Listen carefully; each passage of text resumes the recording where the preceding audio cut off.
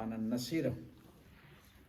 جیسے کہ آپ کے علم میں ہے، ہم امام زین العابدین کی صحیفہ سجادیہ سے 20 نمبر کی دعا، دعائے مکارم الاخلاق، اس کا ترجمہ اور تفسیر آپ کے سامنے پیش کر رہے ہیں. امام علیہ السلام 8ویں جملے پر کچھ اس طرح ارشاد فرماتے ہیں: اللہم صلی علی محمد و آل محمد، کہ خدایا محمد و آل محمد پر درود بھیج. وَأَبْدِلْنِي مِن بغضت اہل شنان المحبہ، خدایا وہ لوگ جو مجھ سے دشمنی کر رہے ہیں ان کی دشمنی کو محبت میں تبدیل کر دے. کوشش کرے انسان کہ کوئی اس کا دشمن نہ ہو.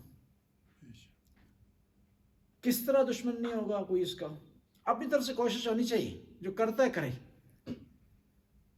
آپ مغرور نہ ہوں تو آپ کے دشمن کم ہوں گے، خوش اخلاق ہوں تو آپ کے دشمن کم ہوں گے، وعدہ وفا کریں آپ کے دشمن کم ہوں گے، لوگوں کی مدد کریں دشمن کم ہوں گے، لوگوں کا مسخرہ نہ اڑائیں دشمن کم ہوں گے،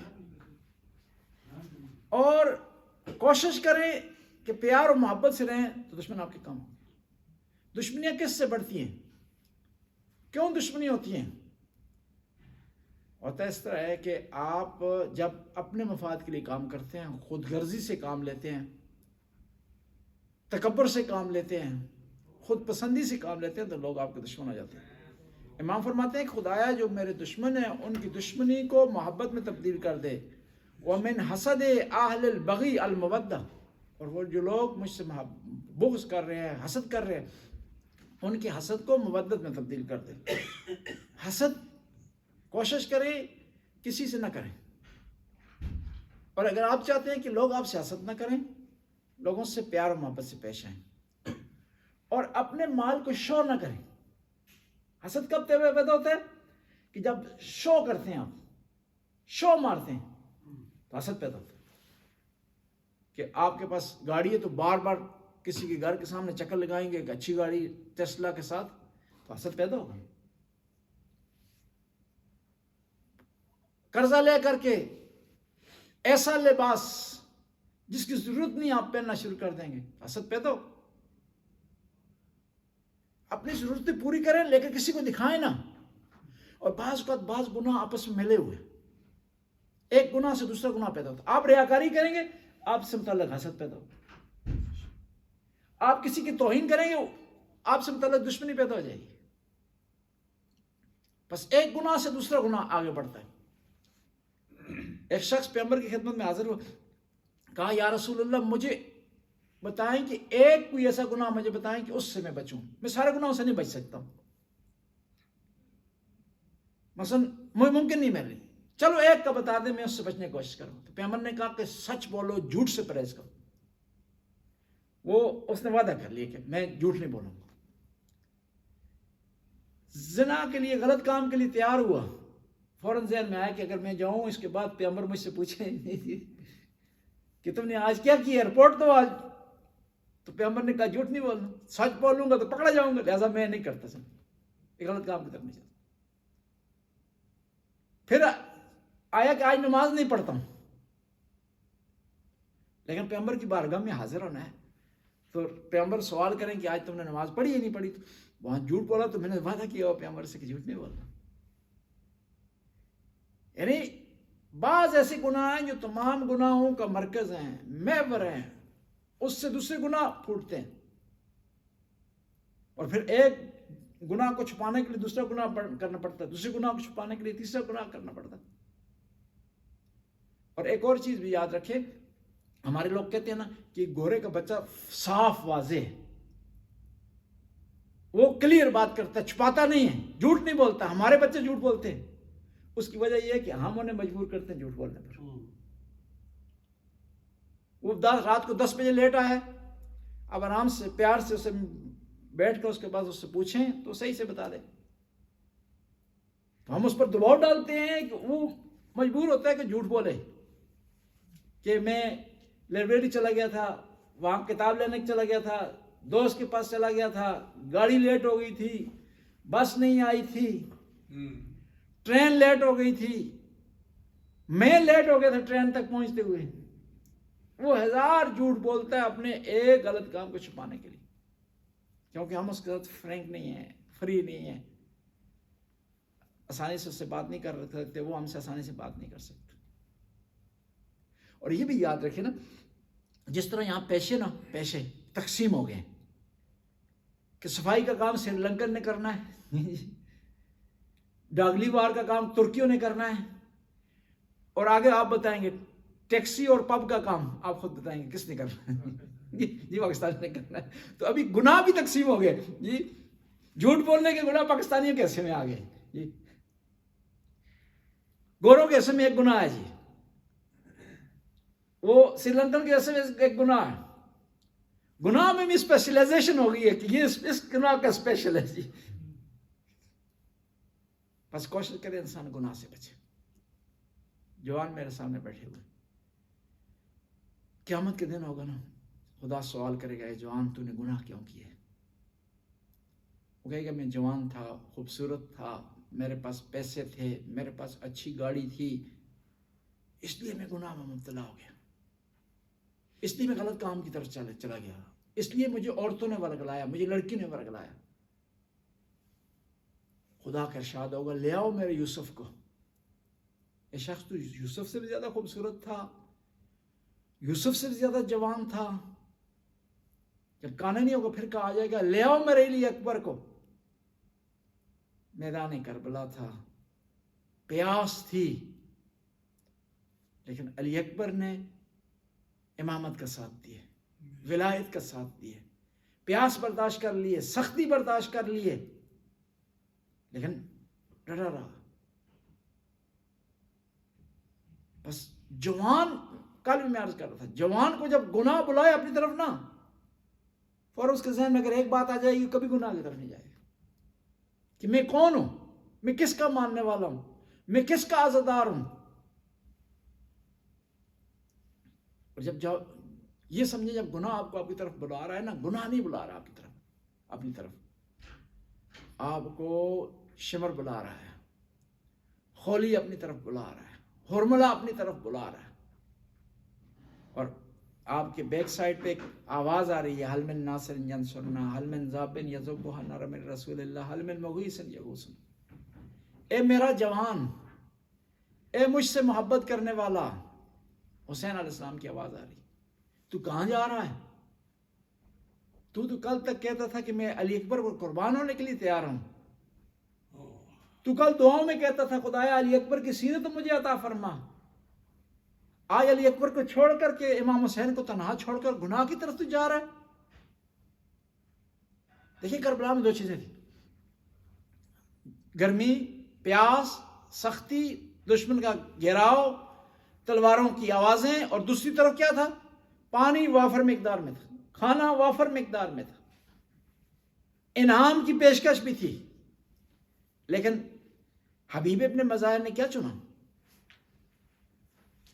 گناہ سے بچنا بھی اس طرح ہے، سخت ہوتا ہے، مشکل ہے، اس میں آپ کو سختی کرنی پڑے گی، برداشت کرنا پڑے گا، محرومیت برداشت کرنی پڑے گی، ممکن ہے بعض اوقات اچھے کھانے سے بھی آپ محروم رہیں، لیکن حسین کے ساتھ آنا کوئی آسان کام تھوڑی ہے جی، یہ حسینی بننا کوئی آسان کام ہے، عزادار بننا کوئی آسان کام ہے۔ آج ساری دنیا آ گئی، مر گئی، کھپ گئی، نہ یزید رہا، نہ اور سعد رہا، نہ وہ شمر رہا، نہ وہ خولی رہا، نہ وہ حالات رہے۔ نام کس کا زندہ ہے جی؟ امام حسین کا۔ نام کس کا زندہ ہے؟ حبیب ابن مظاہر کا۔ نام کس کا زندہ ہے جی؟ حر کا۔ نام کس کا زندہ ہے؟ شہزادہ علی اکبر کا۔ آپ بھی اگر چاہتے ہیں نا کہ آپ کا نام زندہ رہے، انسان نے چلے جانا ہے، 1 منٹ کے لیے، 5 منٹ کے لیے، 10 منٹ کے گناہ کے لیے، ساری زندگی حسین سے جدا نہ ہو جائے۔ چاہتے ہیں کہ حسین کے در پر رہیں تو گناہوں سے بچ کر رہیں۔ امام جعفر صادق کی ایک حدیث ہے اخلاق سے، امام فرماتے ہیں ان اللہ عز و جل خص رسلہ بمکارم الاخلاق، خدا نے اپنے رسولوں کو اچھے اخلاق سے ساتھ مختص کیا، پیغمبر فرماتے ہیں نا انی بوئستو لأتمم مکارم الاخلاق، کہ مجھے اس لیے بھیجا گیا تاکہ میں اخلاق کو انتہا تک پہنچا دوں۔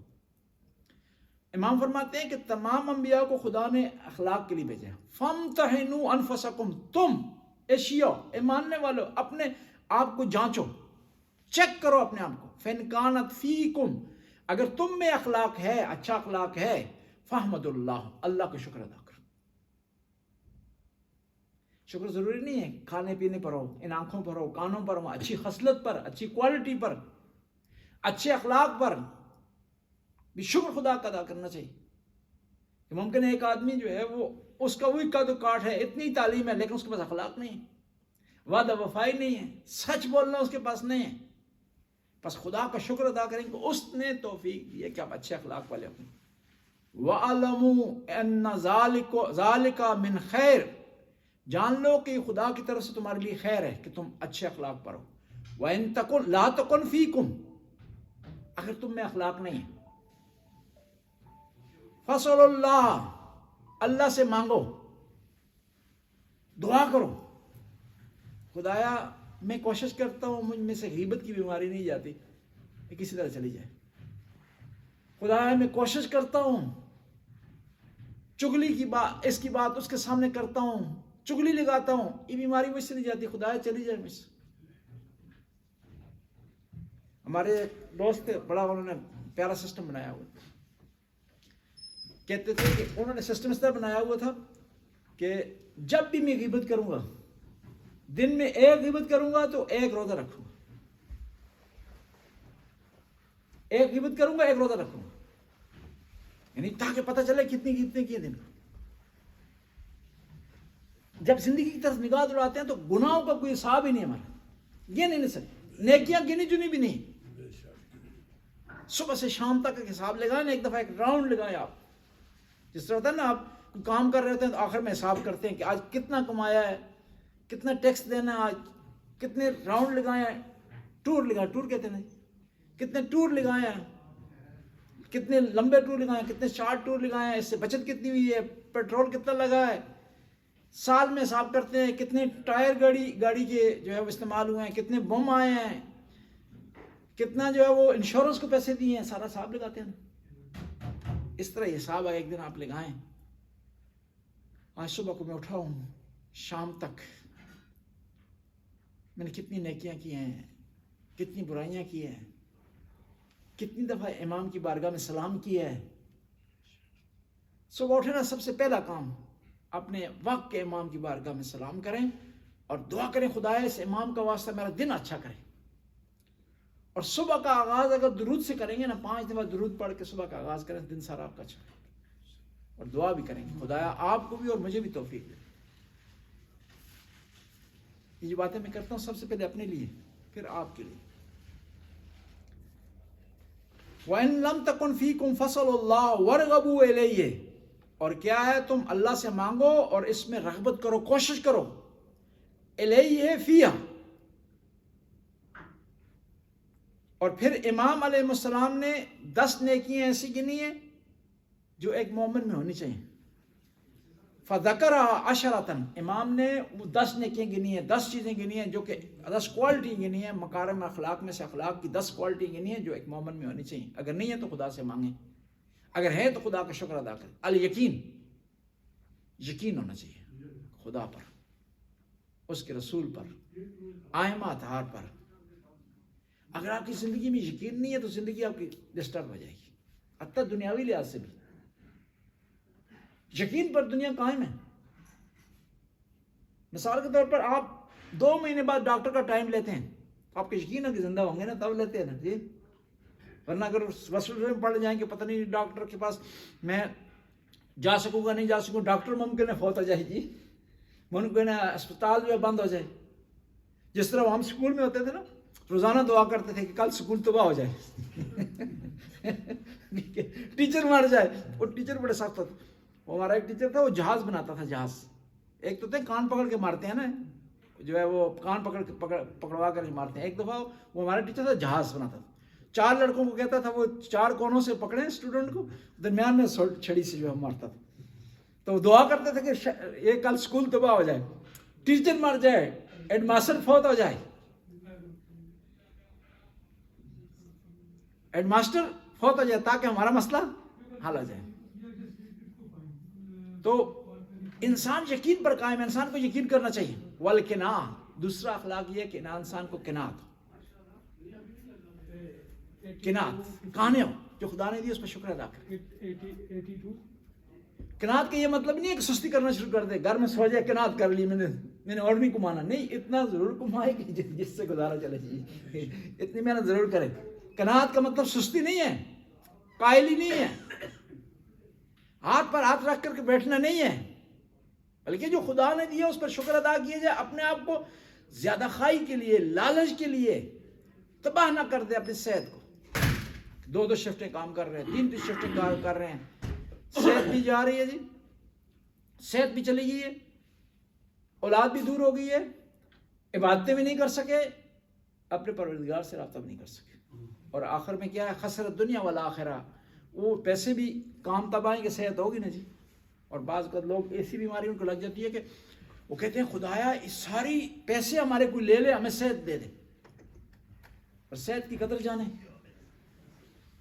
صحت ہے تو سب کچھ ہے. السلام علیکم ورحمۃ اللہ. تفضلوا شیخنا, تفضل. صحت ہے تو سب کچھ ہے, صحت نہیں تو کچھ نہیں. صحت ہے تو آپ کے پیسے کام آئیں گے, آپ کے دولت آپ کے کام آئے گی, گاڑی آپ کے کام آئے گی, گھر آپ کے کام آئے گی. صحت نہیں ہے تو سب سے قیمتی گاڑی کون سی ہے یہاں پر جی؟ میں تو گاڑیوں کا کام نہیں کرتا, مجھے پتہ نہیں. صحیح, چلو ہم جو مجھے ذہن میں آتی ہے میرے جی, ہر آدمی کو اپنا ایک ذہن ہوتا ہے نا. میرے ذہن میں ٹیسلا جی سب سے مہنگی ہے جی, سب سے اچھی. مجھے اس سے زیادہ پتہ نہیں ہے کیونکہ ملا کی دوڑ کہاں تک ہے جی؟ مسجد تک. آج کل مسجد تک بھی نہیں رہی. تو اگر ٹیسلا گاڑی بھی آپ کے پاس ہے نا, صحت اگر نہیں ہے تو کوئی اس کا فائدہ نہیں. آپ جو نعمتیں خدا کی تب ان سے مزہ لے سکتے ہیں, تب ان سے فائدہ اٹھا سکتے ہیں جب صحت ہے آپ کے پاس. بس امام فرماتے ہیں قناعت جو ہے وہ قناعت جو ہے کریں, یہ اخلاق ہے. اور صبر, دوسرا صبر ہے. صبر نہیں ہے تو کچھ نہیں. اور اکثر وہ لوگ ٹینشن کا شکار ہوتے ہیں, بیماریوں کا شکار ہوتے ہیں, بلڈ پریشر کا شکار ہوتے ہیں, ہارٹ کی بیماری انہیں ہو جاتی ہے, جو بے صبرے ہوتے ہیں. لیکن اتنا صبر بھی نہیں ہونا چاہیے صحیح کہ گاڑی جاتی رہے جی, ٹرین ہی نکل جائے. وہ ایک دفعہ مناظرہ ہو رہا تھا آغا تیجانی کا عثمان خمیس سے. ایک ٹی وی ہے مستقلہ اس پر, تو تیجانی فٹ فٹ جواب دے رہا تھا, جواب دے رہا تھا. آخر میں وہ عثمان خمیس کو غصہ آ گیا. اصبر انک لا تصبر کیف صبرت فی بطن امک, اس کو طنز سے کہا اس نے, عثمان خمیس نے, کس کو؟ تیجانی کو, کہ صبر کرو, صبر کیوں نہیں کرتے ہو, پتہ نہیں کہ تم ماں کے پیٹ میں تو نے کس طرح صبر کیا. تیجانی کو یہ کہا اس نے. تیجانی نے بڑا پیارا جواب دیا, نے کہا صبر تو فی بطن امی کما صبر امامکم المالک 4 سنوات, کہ میں نے اس طرح ماں کے پیٹ میں صبر کی جس طرح آپ کے امام مالک نے 4 سال ماں کے پیٹ میں صبر کیا. وہ کیونکہ اہل سنت میں مشہور ہے نا, امام مالک 4 سال ماں کے پیٹ میں رہے, صحیح, وہاں انہوں نے اپنی مصروفیت بنا لی تھی کچھ. تو وہ پوچھتے ہیں کیوں, کہتے ہیں کیونکہ امام ابو حنیفہ موجود تھے تو وہ چاہتے تھے ان کا احترام ہو, ان کے ہوتے ہوئے باہر نہ آئیں جی, صحیح, ان کے ہوتے ہوئے باہر نہ آئیں اور ان کا احترام ہو جائے.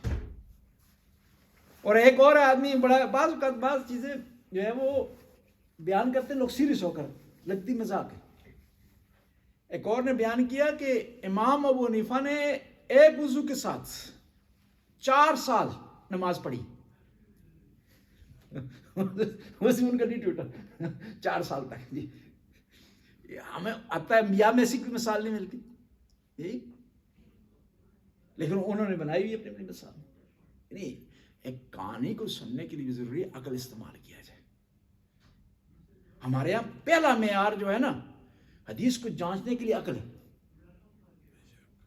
اور جو حدیث عقل پر فٹ نہ ہوتی ہے اسے رد کر دیتے ہیں فوراً. شیعہ سنی کی ایک حدیث بیان ہوئی ہے کہ ایک روایت نقل کی ہے پیغمبر پاک کے گدے نے حضرت نوح کے گدے سے، اور اس نے یہ کہا ہے، حضرت نوح سے روایت بیان ہوئی ہے کہ حضرت نوح نے اپنے گدے کی پیٹھ پر ہاتھ پھیرا اور کہا کہ تیری اولاد میں سے ایک گدھا ہوگا جو پیغمبر آخری زمان پیغمبر کی خدمت میں رہے گا۔ ہم سارے کہتے ہیں یہ عقل کے خلاف ہے، گدھا کہاں بات کرتا ہے جی، وہ روایت نہ یہ گدھے بیان کرے، بس اس روایت کو ہم ریجیکٹ کر دیتے ہیں، نہیں کہتے، اس بحث ہی نہیں ہوتی اس پہ کہ ضعیف ہے یا نہیں۔ بحث تو تب ہوگی کہ پہلے آپ ایکسیپٹ کریں کہ روایت ہے نا، اس کے بعد بحث ہوگی یہ ضعیف ہے، قوی ہے، مرسل ہے، مرفوع ہے، مقطع ہے، سند کی صحیح ہے، صحیح نہیں ہے۔ مثال کے طور پر ایک روایت ہے جس میں آیا ہے کہ من اکل البطیخ وجب لہ الجنہ، کہ جو آدمی ہندوانہ تربوز کھائے گا جنت اس پہ واجب ہو جائے گا۔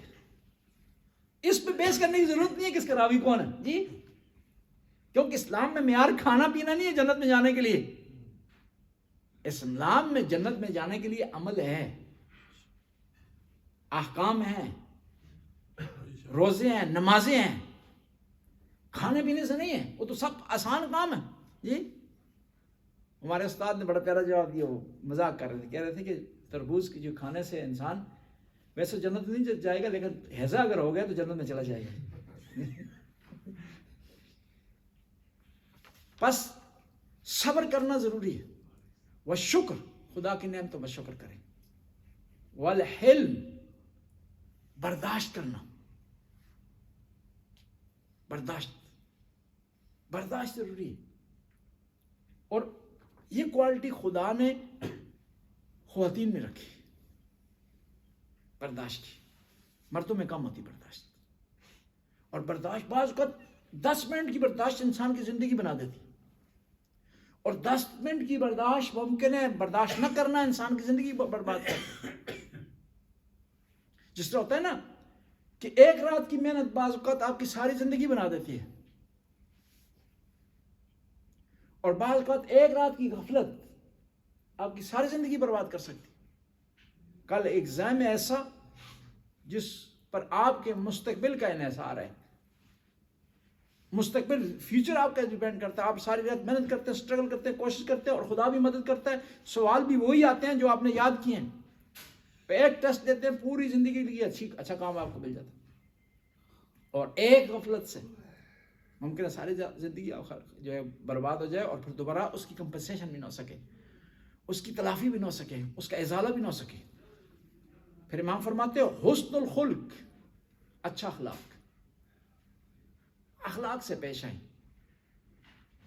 اور حسن خلق یہ اچھا اخلاق ہے نا، عام حالات میں نا تو سارے اخلاق سے پیش آتے ہیں، کمال یہ ہے کہ انسان غصے میں ہو پھر بھی اچھا اخلاق پیش کرے، ٹینشن میں ہو پھر بھی اچھا اخلاق پیش کرے، دوست سے بھی اچھے اخلاق سے پیش آئے، دشمن سے بھی اچھے اخلاق سے پیش آئے، جس کا لینا ہے اس سے بھی اخلاق سے پیش آئے، جس سے لینا ہے اس سے بھی اخلاق سے پیش آئے، اپنے آپ سے اوپر والے سے بھی یعنی اس کے ماتحت ہے اس سے بھی اچھے اخلاق سے پیش آئے، اور مزدور سے بھی اچھے اخلاق سے پیش آئے۔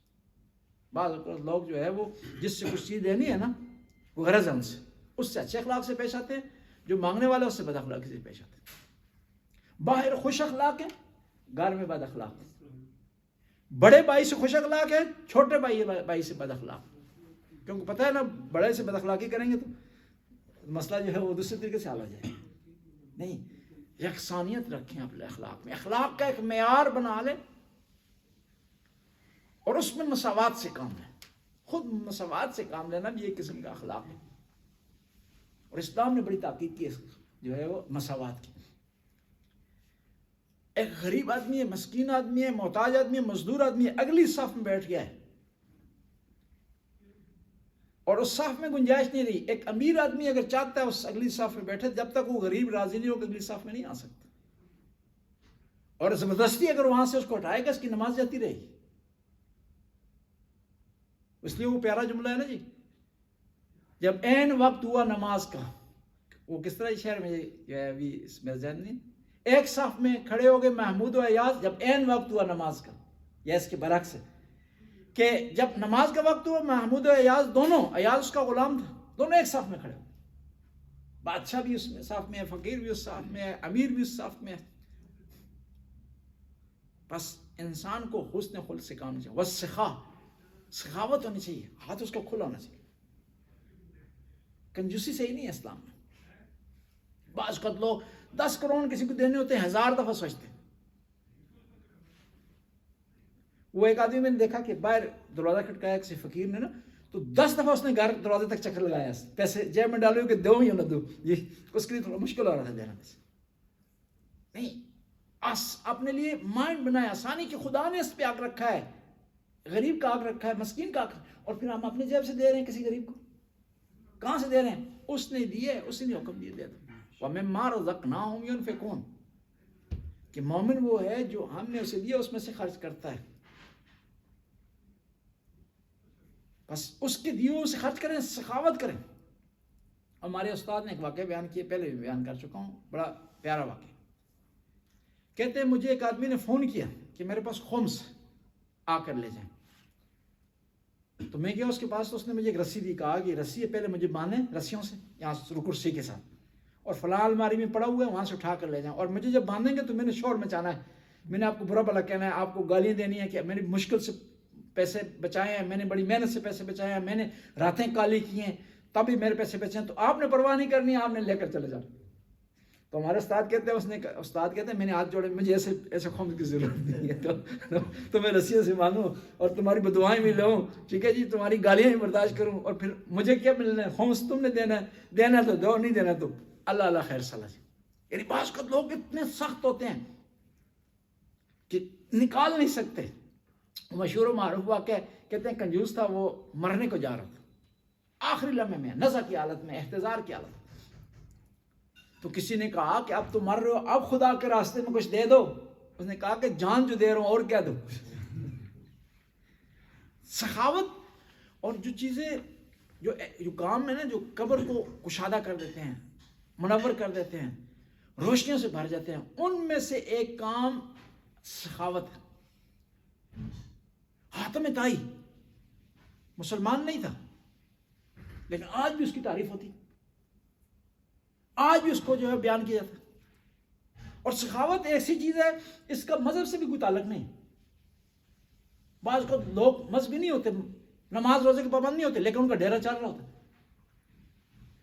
کوئی غریب آ رہا ہے، کھا رہا ہے، پی رہا ہے، وہاں پر رہ رہا ہے، کوئی ان کے لیے مسئلہ نہیں ہوتا، اور خدا بھی دیتا ہے. اور دیکھیں اس کی مثال نا، جو آپ خدا کے راستے میں دیتے ہیں نا، اس طرح مثال جتنا دیں گے اور آئے گا. وہ پاکستان میں ٹینکی ہوتی ہے جو گھر پہ لگتی پانی نا، اس کے اوپر ایک اور لگا ہوتا ہے، اس کے اندر کوئی چیز لگی ہوتی ہے، جو پانی ایک سطح پر آ جائے تو پانی خود بند ہو جاتا ہے. صحیح، یعنی پانی اس میں بھر گیا، آگے نہیں جا رہا تو وہ خود بند ہو جاتا ہے. مال کا بھی اس طرح کہ اگر آپ آگے خرچ نہیں کریں گے نا، تو وہ جو اس کا وال اوپر ہو جائے گا، پیچھے سے آنا بند ہو جائے گا، آئے گا تب کہ آگے نکلے گا. جتنا خرچ کریں گے اتنا اور خداوند تعالیٰ آپ کو دے گا. حاتم طائی کے بارے میں سوال ہوا امام معصوم سے کہ وہ جنت میں ہے جہنم میں. مسلمان نہیں تھا. امام نے فرمایا کہ وہ جنت اور جہنم کے درمیان میں، اسلام نہ لانے کی وجہ سے جہنم کا مستحق تھا، اور اپنی سخاوت کی وجہ سے جنت کا مستحق تھا. خدا نے درمیان میں سے رکھا ہے. اب یہاں پر ایک اور سوال ہوتا ہے، بعض لوگ سوال کرتے ہیں کہ یہ جو کافر ہیں اچھے کام کرتے ہیں، نیک کام کرتے ہیں، سچ بولتے ہیں، دیانتداری سے کام لیتے ہیں، انسانیت کی خدمت کرتے ہیں، سخی ہیں، وعدے کی وفا کرتے ہیں، کسی سے بد اخلاقی نہیں کرتے، کسی کو تکلیف نہیں دیتے، ان کا کیا بنے گا؟ مسلمان تو ہے نہیں، خدا پر یقین نہیں رکھتے، نبی کو نہیں مانتے، قرآن کو نہیں مانتے. اس کو امام نے جواب دیا کہ ان لوگوں کو خدا اس دنیا میں اس کا صلہ دے دے گا. سچ کرے گا اس کا صلہ ملے گا، اسے وعدہ وفائی کرے گا اس کا صلہ ملے گا، ایمانداری کرے گا اس کا صلہ ملے گا، بے ایمانی کرے گا سزا مل جائے گی.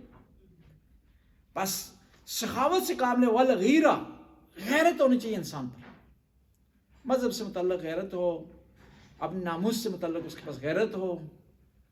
غیرت جو ہے ضروری ہے.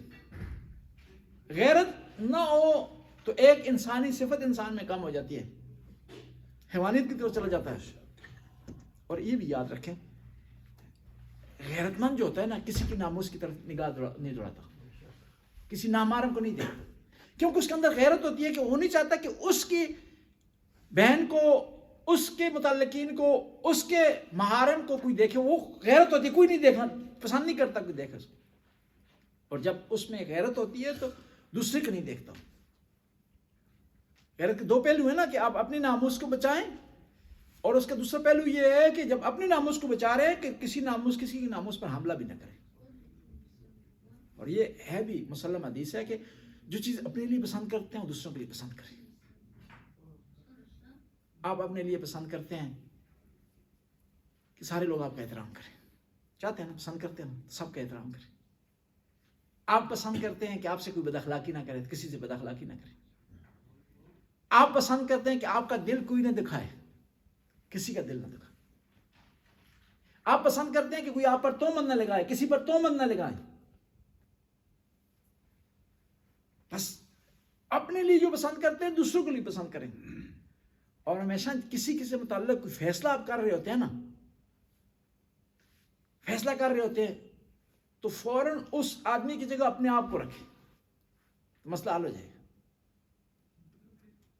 بعض اوقات ہم ظاہری طور پر کسی کو دیکھ کر ایک فیصلہ کر دیتے ہیں، حکم لگا دیتے ہیں. فوراً ایک کھانا آدمی زیادہ کھا رہا ہے بیچارہ، فوراً کہہ دیتے ہیں کہ ذہن ملاتے ہیں بہت کھاتا ہے جی، اس نے دسترخوان ہی صاف کر دیا ہے تو یہ تو اتنے آدمیوں کے مقابلے میں کھانا کھاتا ہے، اتنا اس کا جو پیٹ جو ہے آگے چلا گیا. یہ ایسا کرنا بدگمانی صحیح نہیں ہے. ممکن ہے بیچارہ وہ 2 دن سے کھانا اس نے نہ کھایا، ممکن ہے اس کے اور کوئی مسائل ہوں، ممکن ہے کھانے کی وجہ سے اس کا پیٹ نہ بڑھا ہو، کسی بیماری کی وجہ سے بڑھ گیا ہو. بدگمانی وَاجْتَنِبُوا كَثِيرٌ مِّنَ الظَّنِّ، قرآن کہہ رہا ہے سورہ حجرات میں، بدگمانی سے بچو. اِنَّ بَعْضَ الظَّنِّ اِثْمٌ، بعض بدگمانیاں کیا ہیں؟ گناہ ہیں. بس غیرت انسان میں ہونی چاہیے، والشجاعت اس میں بہادری ہونی چاہیے، والمروہ اس میں مروت ہونی چاہیے. وقال وروی بعضهم هذه الخصائل العشرة وزاد فيها الصدق والاداء الامانہ. بعض راویوں نے 2 صفتوں کا اضافہ کیے، ایک سچ بولنے کا اور دوسرا امانت کی ادائیگی. اللہم صلی علی محمد و آل محمد، یا علیم یا علیم یا غفور یا رحیم. خدایا اس قلیل سی حاضری کو قبول منظور فرما، ہمارے گناہوں سے درگزر فرما، نیک کام کرنے کی توفیق عطا فرما، برائیوں سے بچنے کی توفیق عطا فرما، زمانے کے امام کے ظہور میں تعجیل فرما، ہمیں امام کے انصار میں سے کر. اللہم صلی علی محمد و آل. جی اذان کا وقت ہو گیا جی، 2 منٹ ہے. اچھا 2 منٹ ہے، چلو.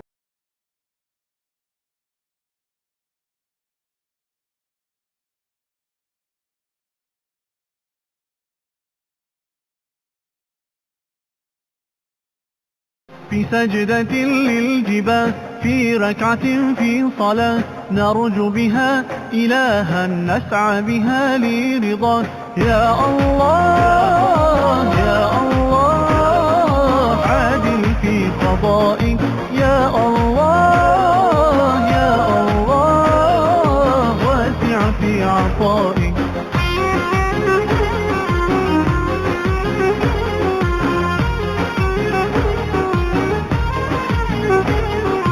من الأرض ندنو سجودا فنعلو وفوق السماء، فلا حياة دون رضاك تحلو وتصفو لنا.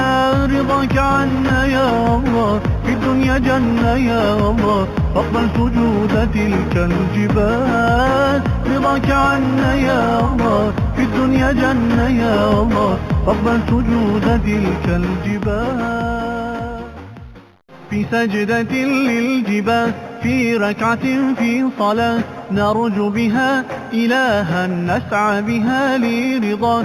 يا الله يا الله عادل في قضائك، يا الله يا الله واسع في عطائك.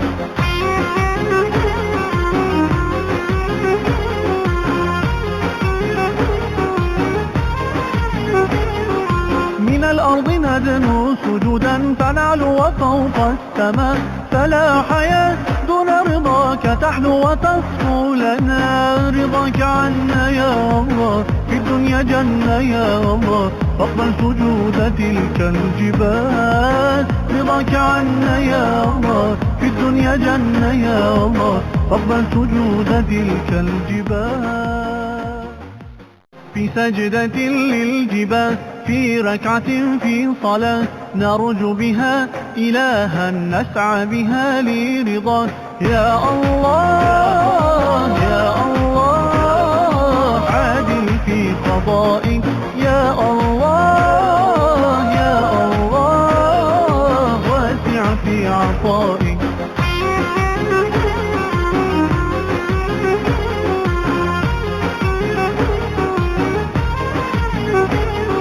من الأرض ندنو سجودا فنعلو وفوق السماء فلا حياة دون رضاك تحلو وتصفو لنا رضاك عنا يا الله في الدنيا جنة يا الله فاقبل سجود تلك الجبال رضاك عنا يا الله في الدنيا جنة يا الله فاقبل سجود تلك الجبال في سجدة للجبال في ركعة في صلاة نرجو بها إلها نسعى بها لرضاك يا الله يا الله عادل في قضائك يا الله يا الله واسع في عطائك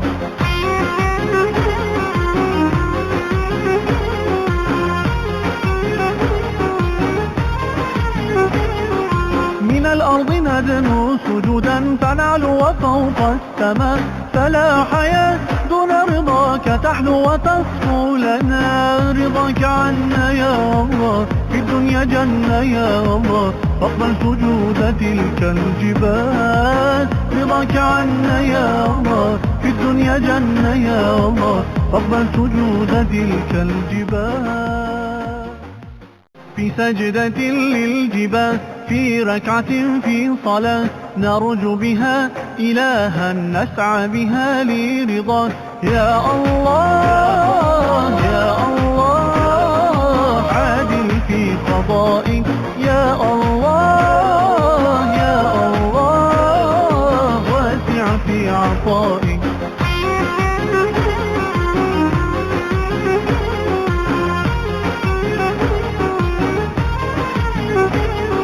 من الأرض ندنو سجودا فنعلو وفوق السماء فلا حياة دون رضاك تحلو وتصفو لنا رضاك عنا يا الله في الدنيا جنة يا الله فاقبل سجود تلك الجبال رضاك عنا يا الله في الدنيا جنة يا الله فاقبل سجود تلك الجبال في سجدة للجبال في ركعة في صلاة نرجو بها إلها نسعى بها لرضاك يا الله يا الله عادل في قضائك يا الله يا الله واسع في عطائك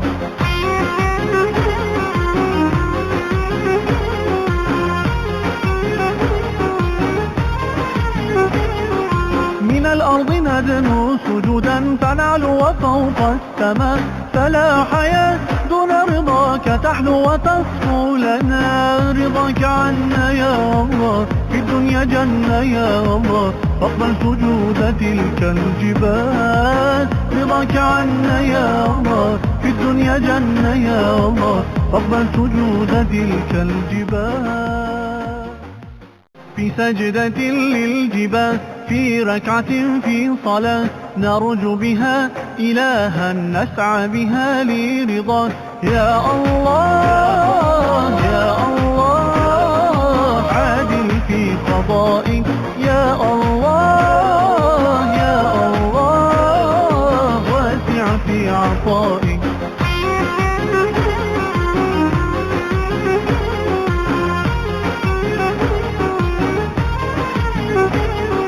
من الأرض ندنو سجودا فنعلو وفوق السماء فلا حياة دون رضاك تحلو وتصفو لنا رضاك عنا يا الله في الدنيا جنة يا الله فاقبل سجود تلك الجبال رضاك عنا يا الله في الدنيا جنة يا الله فاقبل سجود تلك الجبال في سجدة للجبال في ركعة في صلاة نرجو بها إلها نسعى بها لرضاك يا الله يا الله عادل في قضائك يا الله يا الله واسع في عطائك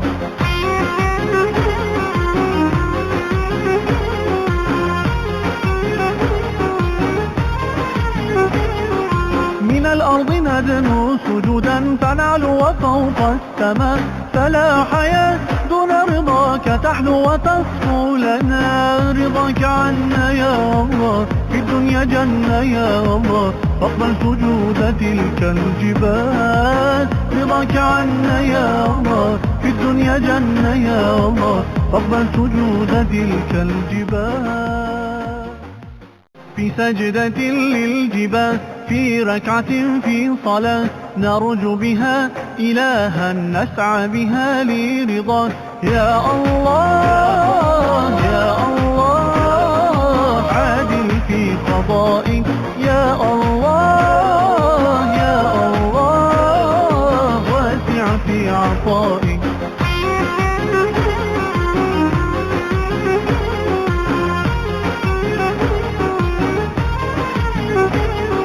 من الأرض ندنو سجودا فنعلو وفوق السماء فلا حياة دون رضاك تحلو وتصفو لنا رضاك عنا يا الله في الدنيا جنة يا الله فاقبل سجود تلك الجبال رضاك عنا يا الله في الدنيا جنة يا الله فاقبل سجود تلك الجبال في سجدة للجبال في ركعة في صلاة نرجو بها إلها نسعى بها لرضاك يا الله يا الله عادل في قضائك يا الله يا الله واسع في عطائك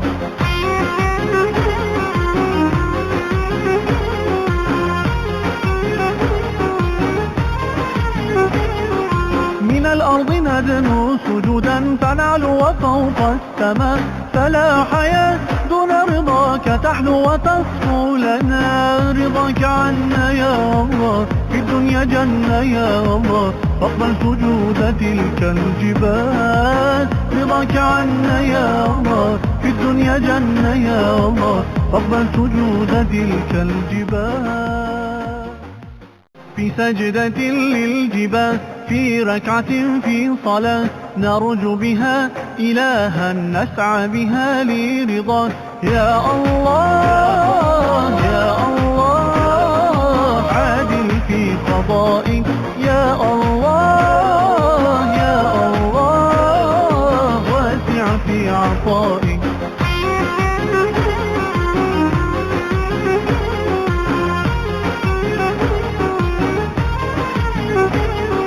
من الأرض ندنو سجودا فنعلو وفوق السماء فلا حياة دون رضاك تحلو وتصفو لنا رضاك عنا يا الله في الدنيا جنة يا الله فاقبل سجود تلك الجبال رضاك عنا يا الله في الدنيا جنة يا الله فاقبل سجود تلك الجبال في سجدة للجبال في ركعة في صلاة نرجو بها إلها نسعى بها لرضاك يا الله يا الله عادل في قضائك يا الله يا الله واسع في عطائك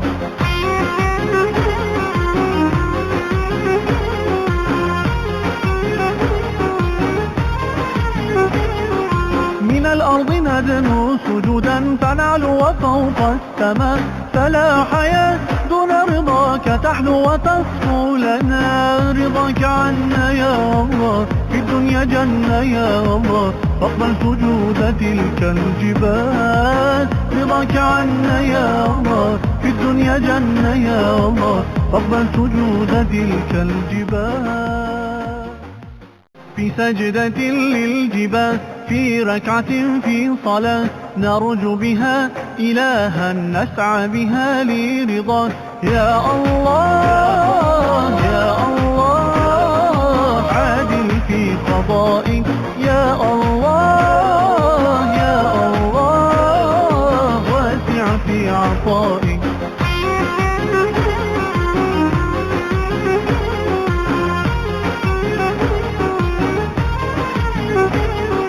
من الأرض ندنو سجودا فنعلو وفوق السماء فلا حياة دون رضاك تحلو وتصفو لنا رضاك عنا يا الله في الدنيا جنة يا الله فاقبل سجود تلك الجبال رضاك عنا يا الله في الدنيا جنة يا الله فاقبل سجود تلك الجبال في سجدة للجبال في ركعة في صلاة نرجو بها إلها نسعى بها لرضاك يا الله يا الله عادل في قضائك يا الله يا الله واسع في عطائك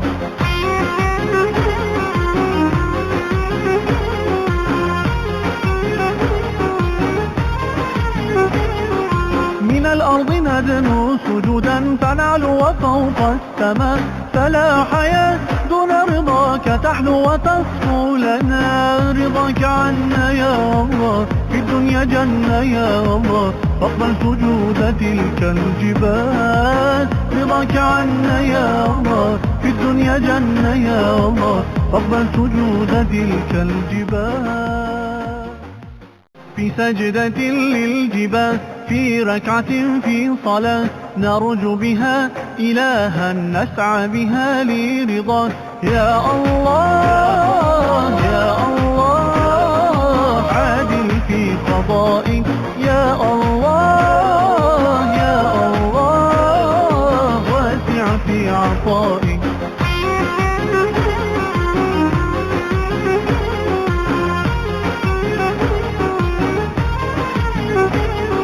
من الأرض ندنو سجودا فنعلو وفوق السماء فلا حياة دون رضاك تحلو وتصفو لنا رضاك عنا يا الله في الدنيا جنة يا الله فاقبل سجود تلك الجبال رضاك عنا يا الله في الدنيا جنة يا الله فاقبل سجود تلك الجبال في سجدة للجبال في ركعة في صلاة نرجو بها إلها نسعى بها لرضاك يا الله يا الله عادل في قضائك يا الله يا الله واسع في عطائك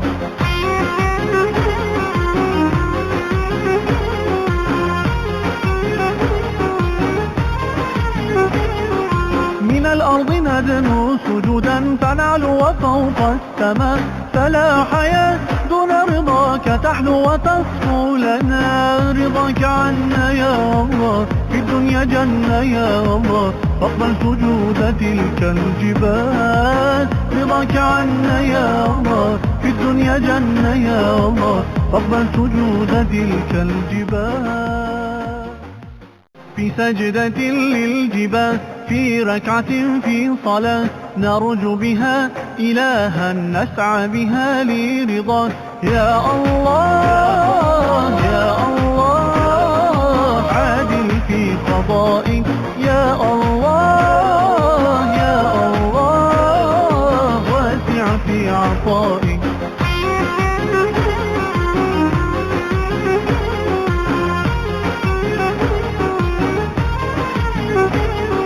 من الأرض ندنو سجودا فنعلو وفوق السماء فلا حياة دون رضاك تحلو وتصفو لنا رضاك عنا يا الله في الدنيا جنة يا الله فاقبل سجود تلك الجبال رضاك عنا يا الله في الدنيا جنة يا الله فاقبل سجود تلك الجبال في سجدة للجبال في ركعة في صلاة نرجو بها إلها نسعى بها لرضاك يا الله يا الله عادل في قضائك يا الله يا الله واسع في عطائك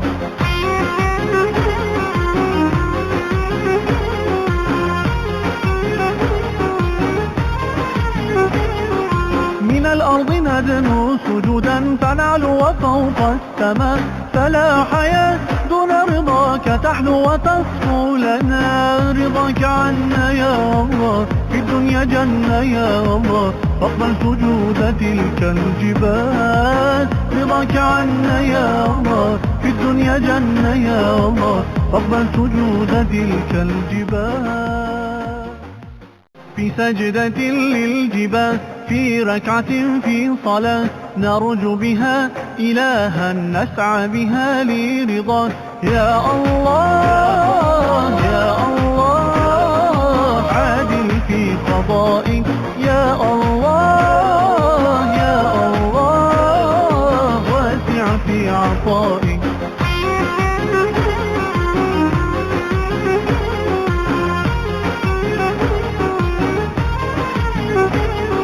من الأرض ندنو سجودا فنعلو وفوق السماء فلا حياة دون رضاك تحلو وتصفو لنا رضاك عنا يا الله في الدنيا جنة يا الله فاقبل سجود تلك الجبال رضاك عنا يا الله في الدنيا جنة يا الله فاقبل سجود تلك الجبال في سجدة للجبال في ركعة في صلاة نرجو بها إلها نسعى بها لرضاك يا الله يا الله عادل في قضائك يا الله يا الله واسع في عطائك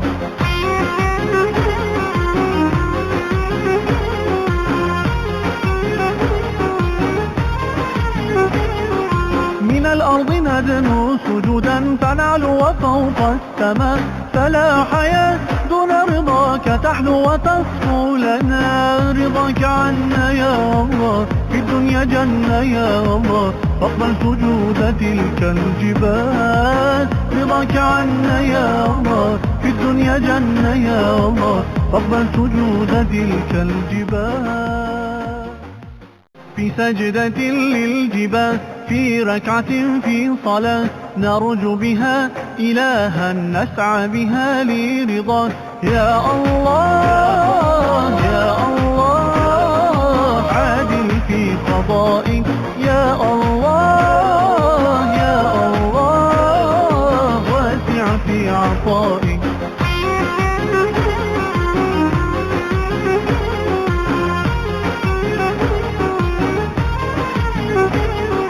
من الأرض ندنو سجودا فنعلو وفوق السماء فلا حياة دون رضاك تحلو وتصفو لنا رضاك عنا يا الله في الدنيا جنة يا الله فاقبل سجود تلك الجبال رضاك عنا يا الله في الدنيا جنة يا الله فاقبل سجود تلك الجبال في سجدة للجبال في ركعة في صلاة نرجو بها إلها نسعى بها لرضاك يا الله يا الله عادل في قضائك يا الله يا الله واسع في عطائك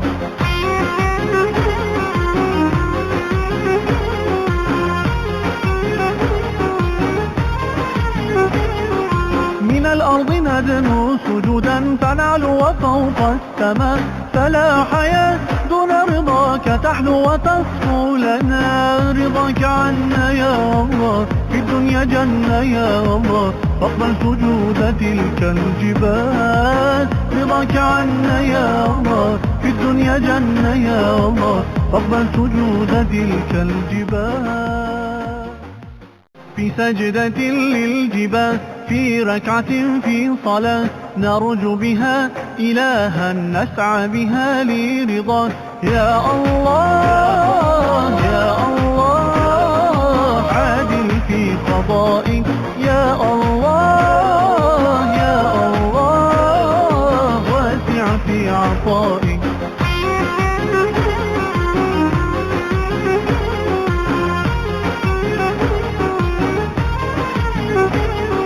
من الأرض ندنو سجودا فنعلو وفوق السماء فلا حياة دون رضاك تحلو وتصفو لنا رضاك عنا يا الله في الدنيا جنة يا الله فاقبل سجود تلك الجبال رضاك عنا يا الله في الدنيا جنة يا الله فاقبل سجود تلك الجبال في سجدة للجبال في ركعة في صلاة نرجو بها إلها نسعى بها لرضاك يا الله يا الله عادل في قضائك يا الله يا الله واسع في عطائك